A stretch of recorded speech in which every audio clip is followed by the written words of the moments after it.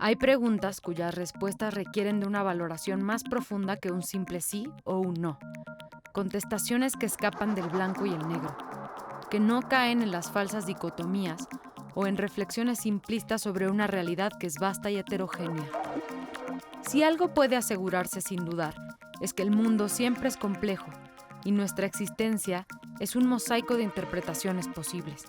Con esto en mente y desde las instalaciones del Centro Fox, se hablará con el Dr. Steven Pinker, un psicólogo experimental, científico cognitivo, lingüista y escritor de origen canadiense. Él ha dedicado su vida a comprender la complejidad de las acciones y las relaciones humanas desde la psicología. Steven Pinker es nuestro invitado hoy en La Era de las Definiciones. Muy buenas noches, amigas y amigos. Les tengo una gran sorpresa para el día de hoy. Un escritor, un personaje de ciencia, de investigación, un gran profesor en la Universidad de Harvard y que estoy seguro que vamos a tener una plática formidable. Él escribió libros tan afamados como Better Angels of Our Nature o libros como Enlightenment Now, que realmente son full of content and full of inspiration. So, Steven, welcome to our program. It's an honor to have you here with us. Mexican audience is waiting for your comments. I know since we last spoke and since you last visited us at Centro, the Presidential Library, many things have occurred.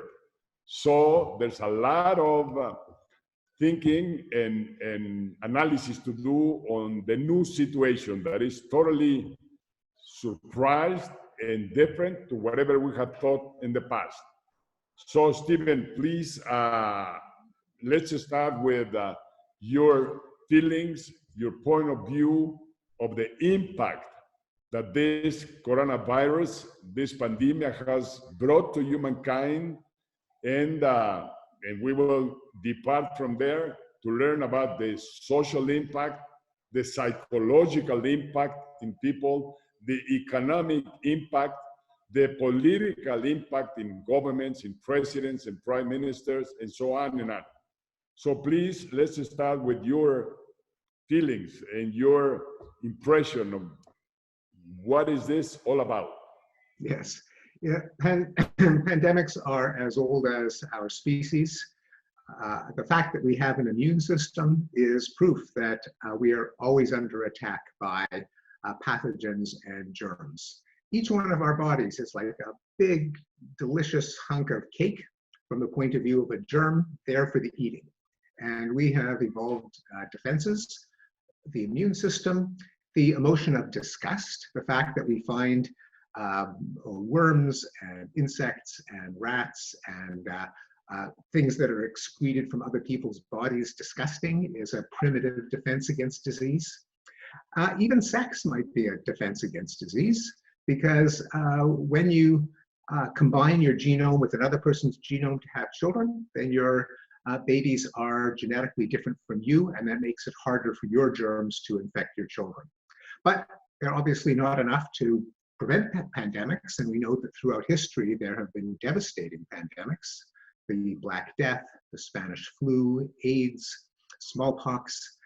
One difference is that we have developed, because we're also rational creatures, we've developed science, we've developed public health, we've developed democratic governance that can use our brain power as another weapon against germs. So now the question you asked about what can we predict for the future? That is kind of a picture of our current situation. Well, it's always dangerous to predict what will happen. I can say what I hope will happen, what should happen. What should happen is that there would be much more reliance on our best science and public health. I think people are already aware that every aspect of life is threatened by the pandemic, and the only solution is to get our best understanding and to follow the advice of our experts in public health and science, while also understanding that they were not born with the knowledge of the nature of the COVID virus, the coronavirus. They were not born with knowledge of how best to combat it, that science works not by divine wisdom, not like an oracle, but by trial and error, by experiments, and the scientific consensus will change as more information comes in.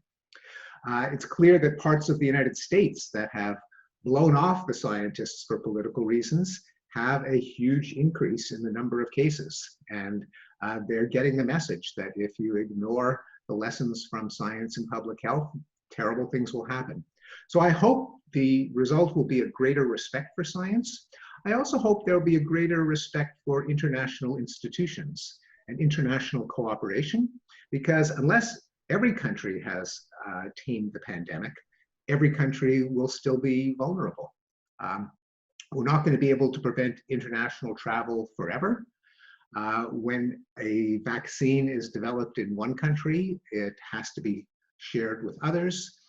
For many reasons, this is one example of many problems that are inherently global. They're just not there's no such thing as the Mexican or the American or the Canadian or the Japanese pandemic.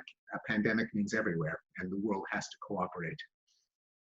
And Stephen, according to your book, Better Angels of Our Nature, you, in a way, approach this divide between those better angels for the good that are many, many human beings and many governments, and those who are not. And I think this pandemia is breaking the divide, is showing us what is in each of the sides.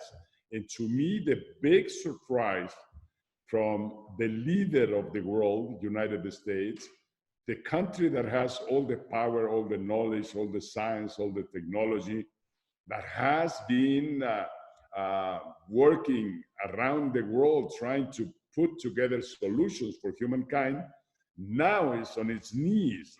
It results that this pandemia hit the main guy. I mean, the guy that we expected that would have solutions, that would work out a way out, and it has not. And yet, it's no definition where we're going, how much more time it will stay, and what high and worse it will get. Why all this structure so strong and fundamental, the health system, the economic system now is under question? Why? It is a puzzle that the United States, the world's richest country, is in many regards, it's not number one. It is, if you rank countries in terms of how well they solve problems, how good a life they provide to their citizens, the United States is kind of up there, but there are 10, 15, 20 countries that do better than the United States on the statistics, on violent crime, on drug addiction, on obesity, on infant mortality, measure after educational attainment. We are not number one. And when it comes to combating the coronavirus, the United States is much worse than other countries. It is a national embarrassment and shame. Part of it is because of the leadership that we have now. We have a president who is shockingly hostile to science and expertise, who never reads, who believes that his own intuition is as good as the scientific consensus. but we also have a divided country where people have sorted themselves into different tribes. They live with people who believe the same thing as they do. They watch the same television programs, the same social media feeds, and each one hates the other and will do, rather than what is the expert consensus, will do whatever makes their coalition look good and the other coalition look bad. Yeah, in this case, we even saw that in this recent visit of the Mexican President López Obrador to the US President Trump. And both of them, surprisingly, followed the same pattern in relation to the pandemic. In the case of Mexico, it was reduced by the president himself. He never conveyed any messages of actions to take. On the contrary, he says, this is easy, don't worry, we will overcome it. Mexicans are strong, we can do it. And surprise after surprise, they had informed on May that it will reach the peak with 6,000 dead human beings. And today we're 35,000. It doesn't stop, it's growing and growing and growing. So pretty bad forecasting, but pretty bad use of protecting the image of the president and saying, nothing is happening, don't worry, we will control it. In trying to keep people calm, I want to think the best out of that, but it didn't happen. So we're in a mess right now. When you compare what you say in United States, that not everything is number one and that many things are weak and some others are strong, imagine in our countries in Latin America, our health systems, poverty, lack of economic resources, budgets that are not enough, and then you see again a divide of decisions. In the case of Mexico, the president decided that it's time for saving, it's time for not spending the budget, it's time for not indebting, and that's double increasing the impact of the pandemic. So what are your thoughts in relation to governments and citizens?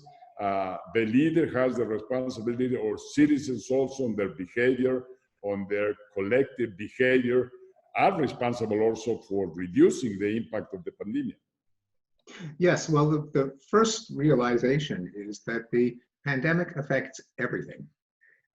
First of all, of course, it affects health and life. People die.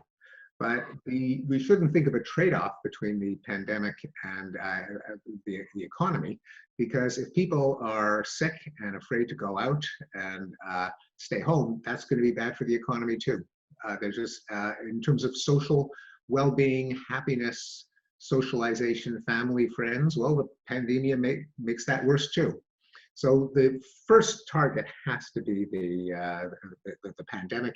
Everything else, it will get worse unless that is under control. So the trade-offs in this case are really very small trade-offs. Controlling the pandemic has to be number one, number two, number three. Also, since going back to what we were talking about earlier, that no one is infallible, no one is omniscient. It came as something of a surprise, and it takes a time to understand. We should use the world as a laboratory and different countries as experiments. Which countries have succeeded? Which countries have failed? We know that Sweden, which had a very lax policy, even though it is a scientifically sophisticated country, but Sweden has a very high rate of deaths and infections per capita. So we know what Sweden did, well, let's not do that. Conversely, we should maybe look at other small countries like New Zealand, like South Korea, the European countries that have better records, and say, well, we didn't know in January what would work. Now we have some idea what would work. Yeah, what about China? China is the origin of this, but they were able to tackle the problem and control it down to close to zero. It's because of you need authoritarian governments to impose the solutions, or you need strong leadership with moral capacity to convince people to behave, because China is a great example. What do you think about China? And will it come back again with them? Because I see that they're having little starts in different cities, but they control them immediately. In a week's time, they go there and they control it. Yes, well, of course, as you say, China is on both sides of this. They, because they repressed the first people who noticed it, they bear some responsibility for it exploding out of control. But they have responded to it since then effectively. But of course, it's not true that the dictatorships have succeeded and the democracies have failed, because many democracies have succeeded, like New Zealand, not a totalitarian dictatorship. And some dictatorships like Iran have not done so well. Leadership matters. It has to be intelligent leadership, and it has to be leadership that cares about the well-being of the citizens as opposed to just maintaining power. Now, we all, even in the best democracy, we realize that the government has some powers that it can wield only in the goal of making its citizens better off and enforcing social distancing and staying at home and closing large meetings. We recognize that's government control, but it's government control for the benefit of everyone. You have combinations like Japan, for instance. What's the case of Japan? They are democracy, but they've been able to handle, although at the beginning they seem to not doing it very well, but later on they decided, they acted, and they corrected, and now they're in a good situation. Yes, and they are a scientifically, technologically sophisticated country. It is true that in general, in comparison across countries, being wealthy brings many advantages. Not guaranteed, the United States being the prime example of a rich country that screws things up. But in general, as you said, rich countries have more resources on average. Sweden didn't do such a good job. They followed what we now realize are the wrong policies. But it's really leadership in the interests of the well-being of people that is a crucial extra ingredient on top of prosperity. What about Africa and Latin America? And with this, we end up and we go to a break. Africa, India, for instance, right now shows still moderate figures, but the population is over 1 billion. So if they don't control, it's going to be incredible the way it will. No, that's right. And it's actually quite frightening what could happen in Africa and the cities, what could happen in India, where there's a lot of crowding, where there's not a lot of government resources to buy protective equipment, to compensate people for the hardship of isolation. So it is scary. The best solution that we could hope for is vaccines and antiviral treatments that would get at the root of the problem, but that's not going to happen tomorrow. Okay. We go to a break, Stephen, and we come right back. In 1 minute, we're back. Very good.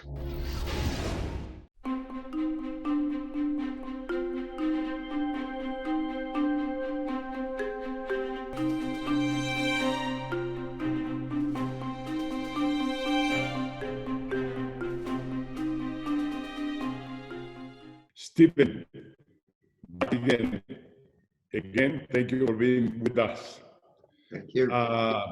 Your book, Better Angels of Our Nature, speaks about how violence has been reduced throughout maybe the last 30 years or 40 years, and you elaborate on it and convince the reader that yes, violence has reduced. With the pandemic now, being at home, violence against women is reported to have been increased. First, about why you claim and sustain that violence has been reduced, and then are we in front of some regrowth of violence because of it? Yeah, so violence, as you say, I have shown that violence of many kinds has been in decline over the course of history. But not always. There can be reversals, and and it's not a magical process where automatically violence every year goes lower, lower, lower, lower, lower. Even in the United States, the homicide rate went down, but in the 1960s, it shot up again, stayed high in the 70s, the 80s, then went down in the 90s. I suspect that it's going to go back up this year in the United States, not so much because of the coronavirus, which paradoxically keeps people off the streets and out of the bars and therefore could lower the crime rate. But in the United States, now there has been so much unrest because of the protests after the killing of George Floyd that police have held back. Police are distrusted and hated, and probably in the United States it will go back up. As you noted, in other countries, it's probable that street violence, violence in bars, violence among young men will go down because they're not in bars, but domestic violence could go up. So it goes in different directions for different kinds of violence. It's not in general true that when there is a social stress like a epidemic, that it will increase violence. With the Spanish flu in 1918, 1919, the worst pandemic in a long time, the crime rates did not go up. And so it doesn't necessarily go up. Okay, and how the mind works, where the origin of violence is within ourselves, it's our behavior, is the way we were created, or the outside world has a strong influence in introducing violence into communities, I don't know, media, organized crime. Where is how the mind works on each individual and collectively in relation to violence? I think there's several kinds of violence. There's no one answer. Some violence is just practical, instrumental. A conquering country wants land, and so it moves the people off the land.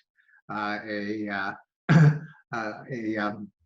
robber robs a liquor store and shoots the clerk so he won't identify him in court or call the police. That's just sheer problem solving, and it's just enabled by a lack of compassion or empathy. But there are other kinds of violence. There's dominance, the urge to be superior, even to feel entitled to be superior, both from individuals when two men compete in a bar for who is tougher, or among countries when one country wants to exert dominance over others. There's revenge. Many people feel that violence is not just not evil, but is morally good because you're doing justice. You're punishing a wrongdoer. And so an awful lot of violence is in the minds of the beholder, the pursuit of justice. Even street crime. So two guys who get into a fight, often one of them will feel, well, how dare he insult me? That jerk, that evil person, I'm going to bring back justice by punishing him for the harm he did to me. Now, of course, if both sides think that, there can be a lot of bodies on the floor. The reason, despite the fact that these various urges toward violence don't lead to a war of everyone against everyone, is that we also have in human nature forces that pull us away from violence. I already mentioned empathy, compassion. There's also self-control. People can control their anger, and instead of lashing out, figure, well, maybe I'll wait till my anger goes back down. There are moral norms. You mentioned that the environment plays a role in violence. It can go both ways. Sometimes the moral norms are that a gentleman does not react to an insult with violence in some cultures. In other cultures, a gentleman must react with violence if he is insulted, the so-called culture of honor. And there's also reason, problem solving, where we can sometimes decide, well, violence is a problem, like disease, like pests. How do we solve that problem? And so we have courts of justice, we have the United Nations, we have anger management classes, we have crime reduction programs where we treat it as a problem to be solved. So those are the different forces inside the head that make us more violent or less violent? One thing that worries me to the future is this vanguard being so successful in building ways for development, for progress, but distancing more and more from the rear guard, from those who don't have opportunities, those who are in poverty, those who are isolated in countries that do not have economical growth or do not have opportunities of income. Poverty is a generator of violence. Could it be? Not automatically. And often wealthy countries start wars.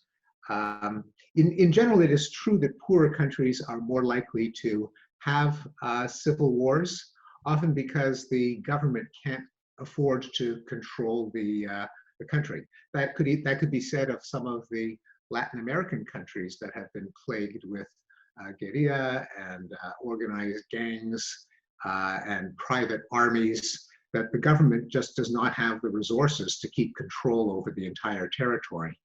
But another part is whether the government is seen as acting for the benefit of the entire population. And a scientist named Rachel Kleinfeld has talked about what she calls compound violence.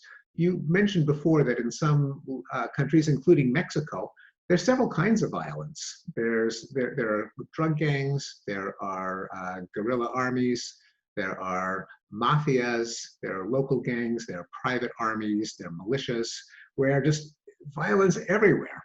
And one of the reasons that get that going is that if the government, if the police and the court system are just there to protect an elite, leaving the rest of the population to defend themselves, then not only is there no trust in the police and the government, but other people have to find out ways to protect themselves.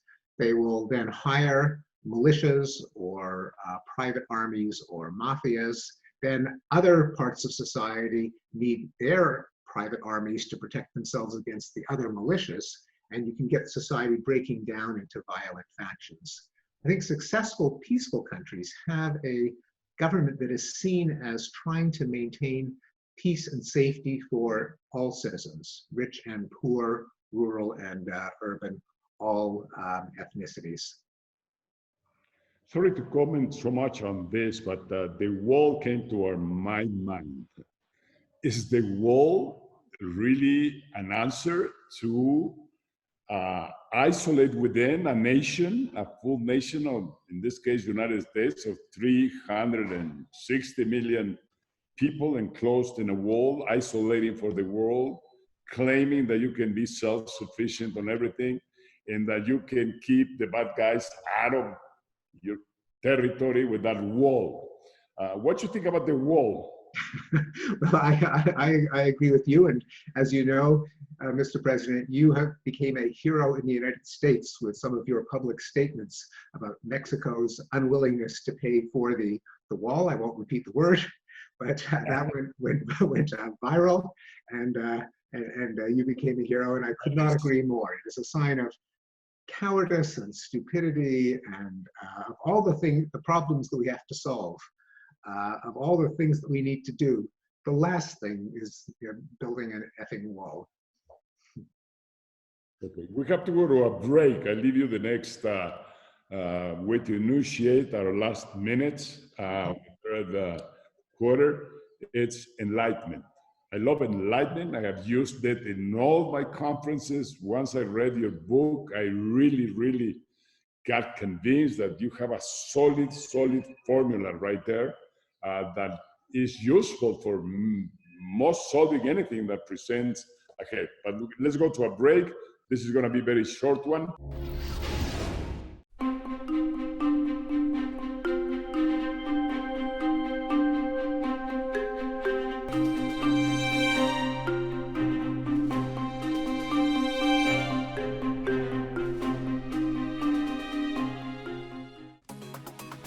El Dr. Steven Pinker es un apasionado de los estudios labrados a partir de la psicología. Desde muy joven se concentró en el análisis de la naturaleza humana, en las controversias científicas y el misterioso mundo de las redes neuronales y el funcionamiento de la mente. Hoy, fruto de su gusto por las ideas, el análisis complejo y profundo, la elección de preguntas relevantes y la explicación de las mismas, es uno de los profesores más destacados de la psicología en el mundo. Una persona en busca de nuevos paradigmas de pensamiento en esta era de las definiciones. So, Stephen, we're back here. Enlightenment. You tell us the 3 pillars of enlightenment and tell us about it. We have to learn about that kind of thinking. It's been impressive for me. Now it's a guidance on my life. Please extend on it.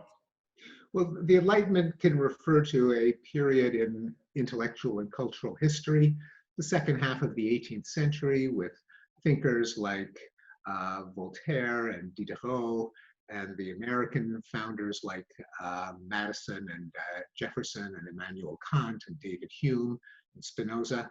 But I use it to refer not to just those guys, but to certain key ideas that were promoted in that era, which I identify as reason. Namely, we've got to try to figure out how the world works, not rely on tradition or dogma or religious scripture or charismatic leaders. Science, we try to apply reason to the world. And humanism, that is, our moral value should be making humans better off, happier, healthier, better educated. So I call that the Enlightenment Project, Enlightenment Ideals. And then the fourth part of my book was to try to show they've worked, that since the end of the 18th century, most measures of human well-being have gone up. We live longer, more humans can read and write, fewer people are in poverty. Over the last 70 years, fewer people die in wars. So it's not utopian, it's not idealistic. If we try to use our brains to make the world better, gradually we can succeed. Yeah, in the case of reason, I think it's most important today with the strong influence of media and the strong influence of social media, that everything is hitting us with messages all the day. And I don't think we start to reason everything we hear and to try to deduct where it comes from, what it means to me. Is it true, or is it fake news? Or is that the way we can use reasoning ourselves, individuals, persons, human beings? No, that is a key question. That given that we ought to admire reason, but no one of us is perfect, is omniscient, is infallible. We all have various bugs in our brains. We don't operate completely rationally.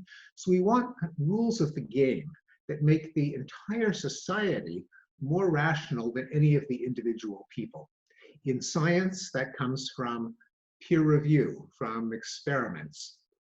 In government, it comes from checks and balances. You've got the president, you've got the legislature, you've got the judiciary. In journalism, it comes from fact-checking and editing. In Wikipedia, it comes from editors who can check on the work of other editors. Now, social media may have the wrong rules, because there's nothing in social media that pushes everyone in the direction of knowledge and truth. Quite the contrary, it's often the most controversial, the most emotional messages that get the widest circulation. So what's always crucial is the rules of the game, because none of us is rational. The point is, what rules will make the whole collective more rational than the individuals? In humanism, that's something to me that has Jesuit education, is respect to people, is serving people, is working for your community, is being human, compassionate, dedicated to do good things in the world. So compassion is a key ingredient here on enlightenment. And what I see going on today in the world is this new rising trend, very strong, towards nation states, authoritarian governments, controlling your borders, controlling your people, controlling your citizens, controlling your media, controlling everything, and then building walls. against what we just lived for 3 decades, which is globalization, openness, not humanism, because capital is not very humane. Capitalism is not very humane. Where do you encounter the center of this humanism? What would be the message to people? How can you be a good human being? How can you work on a good human community that can encompass, that can be of protection to all that are in there, and how nations can be human and governments? Yes, that is the key question about governance. And that's an area where I think my adopted country of the United States kind of got it right at the beginning in the Declaration of Independence, that the only reason we have governments is to make people better off, to make people pursue life, liberty, and happiness. To do that, government helps. You want to make prevent violence. You want to provide common resources like schools, like roads. But you don't have a government that is kind of the embodiment of the soul of the race or of the ethnic group. What ultimately counts is people. We need governments, but the governments should be there in order to make people's lives better. And also, the government is there to serve the people. The people are supreme, and that is opposed to the tendency of people to look to a strong father, a chief, a charismatic leader, which we know from history has often led to disaster. Tlatuani is the right word in Spanish. Tlatuani is the big guy, Yes. the big aspiration. But we have to close. Let me throw one question more around. On one part of your books, I read that peaceful communities, peaceful nations, when you have peace, you accomplish many, many things that you don't when it's violence. So peace, harmony seems to be a very strong thing. But what we see is we don't seem to have an agreement on that. A lot of people is fighting is that government because it's not showing either the capacity or not showing the humanism or not showing the results. So the battleground of politics has provoked divide everywhere. I've seen United States Republicans and Democrats fighting every day like cats and dogs. Here in Mexico, opposition, we don't like this guy, we're fighting. We want to make sure that we bring back checks and balances with the Congress that he doesn't control, so that at least he will not be the maximum authority. He doesn't have teamwork strategies. He doesn't consider local governments as allies working on the same cause. So the problem of politics, it doesn't seem to have the right vision, the right way to go. How do we move from micro efforts, highly legitimate, highly humanistic, into macro results and macro integration? That's the key question to me. I agree. I think we have to, again, use the world as a laboratory and look at the countries that are more successful and see how they've done it. We have to promote the idea that improvement is possible. There'll never be perfection. And even as we improve things, there'll always be new problems. That is normal. It's not abnormal for societies to have problems.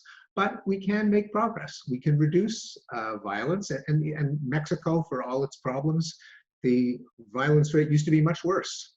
Mexico is a much richer country. Poverty has gone down. There's still a lot of work to be done. But if we try to solve problems, then gradually we can succeed. We can make progress, and that there has to be that understanding to give people the confidence to seek problems, to seek solutions to problems. And the alternative is to always blame problems on bad people and to assume that the only way to make things better is to defeat the bad guys. I think a better mindset is there are always going to be problems. We've got to put our heads together to solve them. I want to thank you, Stephen. I want to ask you a favor. Please call upon all Harvard faculty, either on health, on economy, on social, on whatever. You can bring light to all of us. Harvard is such a great institution, such a great group of people that if it can integrate a strong drive to at least bring enlightenment to the world. And I know there's a lot of communication information that comes out of Harvard, but how do we have I don't see leaders in the world right now that are world leaders, maybe except Papa Francisco, that is a Jesuit, fortunately. But please say hello to all Harvard faculty or Harvard students. Come back to presential education as soon as possible and keep on doing the great work you do all together. That's very kind. It's a great honor to speak with you. Thank you for having me. I would love to come back. Dios. Adios. Dios.